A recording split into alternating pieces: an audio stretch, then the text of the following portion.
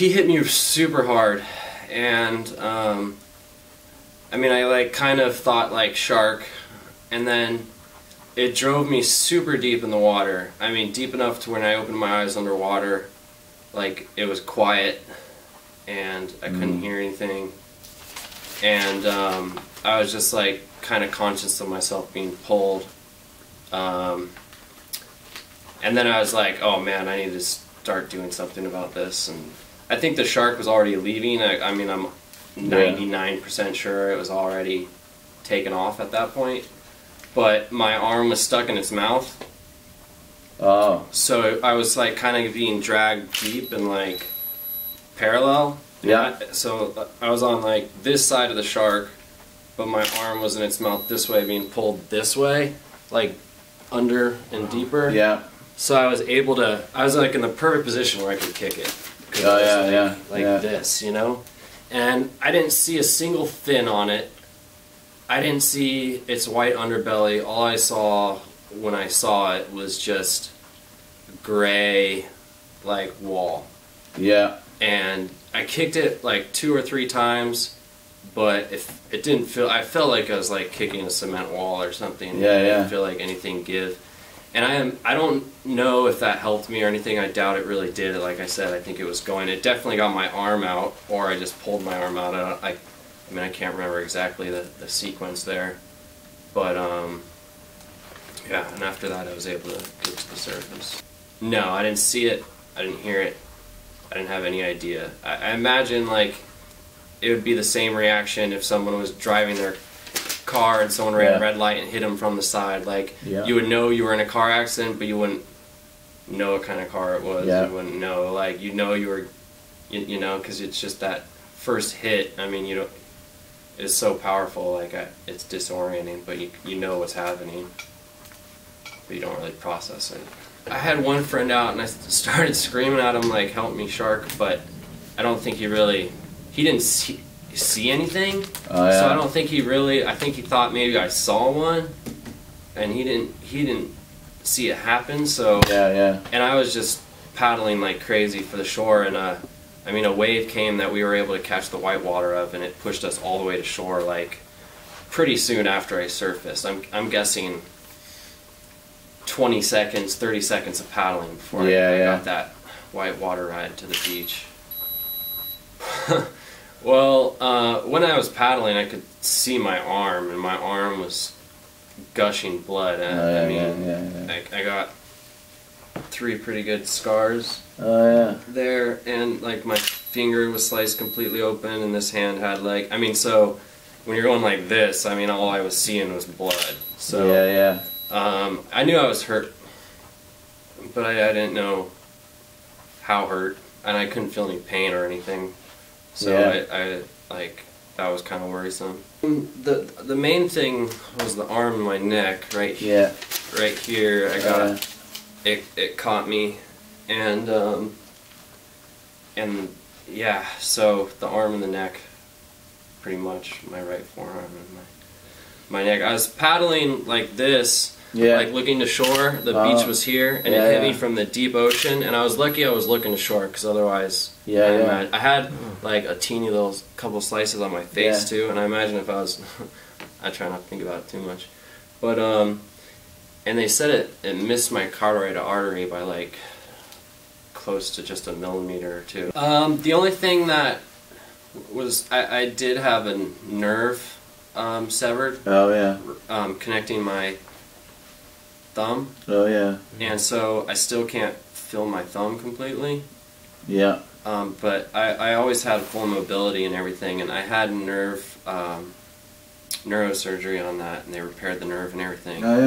And they said like 2 years. It could take 2 years for. I'm starting to get feeling back, and I used to have like really bad tingling in my hand, but other than that, I only spent 2 nights in the hospital though. Once they knew that there was no, I mean, the worrisome thing was my neck, and once they knew that I hadn't lost a ton of blood and that no major arteries had been severed, then I mean, I was pretty good to go. I did have to take some antibiotics and stuff, and that's probably why I had to stay the other night. I had it pretty good compared to like my friend Todd, who was attacked at Marina, who had to spend like 2-3 weeks in the hospital. He ended up with like 300 stitches. So I didn't even know my neck was cut though until I got to the beach and I was getting help, and then people were like, "Oh shit! Like, look at his neck." Got there pretty quick. I was pretty lucky. There were a lot of people on the beach that morning. Like I said, it was a really nice day. It was a good day to surf, and there were like 3 guys running down to surf who kind of met me as I was running up the beach, but I just kind of ran right by them. They didn't know what was happening. They just kind of stared at me. So you got ashore and you ran. I just had an idea in my head that if I made it to the parking lot, you know, everything would be fine. I'd get help.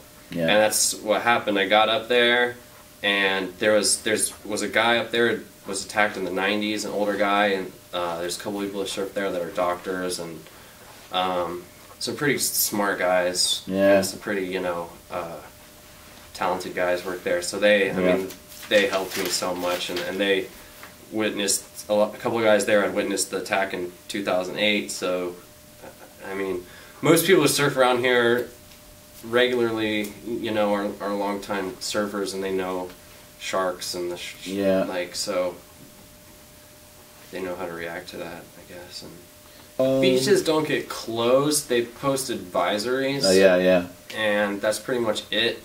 I mean, they can close the beach, but I don't. Most of the times I've heard that they don't. They just post an advisory. I mean, there's no one there warning. stopping you. From It's not like there's a lifeguard there. Like, oh, you. And I mean, the day I got attacked, a friend of mine, an older guy, paddled out pretty soon afterwards, like an hour and a half, 2 hours afterwards. Just like, that shark's gone, you know. And they do post warnings, but like sometimes you take the warnings, like, I don't know, I never took shark sightings seriously or anything until this happened to me, because you're like, who's it coming from? Did they see a dolphin? Dolphin looks awful like a shark unless you actually know. And like living out here, it's kind of a touristy beach. People see sharks all the time. I've never seen a shark out here. I've seen a lot of dolphins, but never a shark. So I don't. A stand-up paddle boarder there, an older guy who's a doctor. He saw a white on a when he was stand-up paddleboarding there, and you know, you can see a lot better through the water when you're elevated and looking straight down. And he said it swam right under his board, and it was like 14 feet long, and he saw that one at Marina, and he said he told everyone got out. He knows the difference, you know, and when you're on a stand-up paddleboard. Yeah, I started surfing between Christmas and New Year's of that same year, and like 2 months afterwards.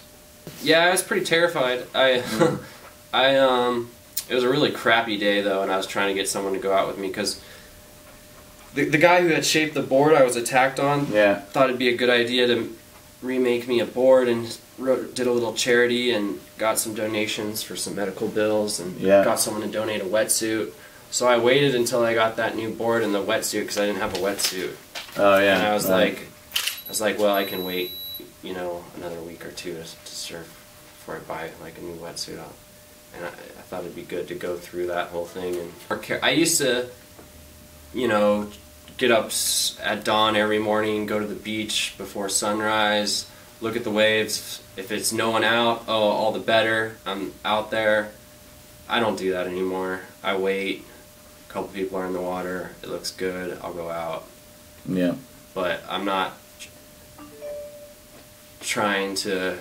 I don't know. I'm not as. I think about it. You know. I think about sharks. I try to reduce the occurrence that could happen again. Because you hear all these BS statistics all the time, like, oh, shark attacks, there's a chance in, you know, 1 in 50 billion or whatever they say, you're more likely to get killed by bees. But I'm not around bee farms all the day. I'm in the water like all day, every day.